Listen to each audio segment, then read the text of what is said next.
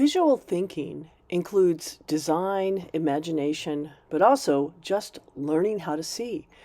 So when we learn to draw, it's really about learning how to see because we spend most of our life learning how to not look at things very carefully. We give things a name and then we don't have to see them. So when you're a baby, you notice you look at things very closely because you don't have language to interpret that.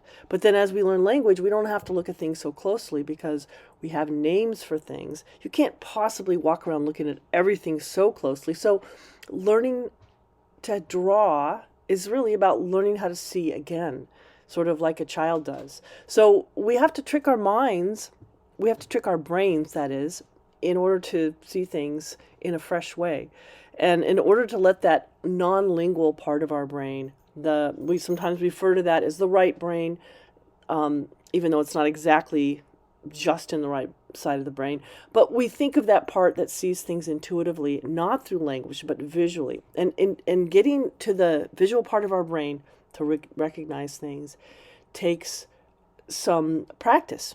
And one thing is to draw things so quickly. How do you draw things so quickly that you don't see details?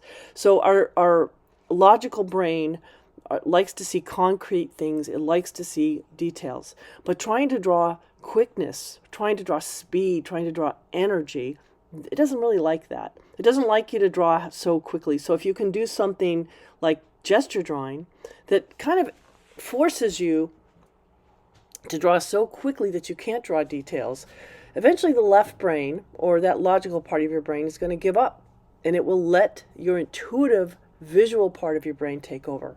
That's what gesture drawing is about. It's a visual training to teach you to see the whole before the parts.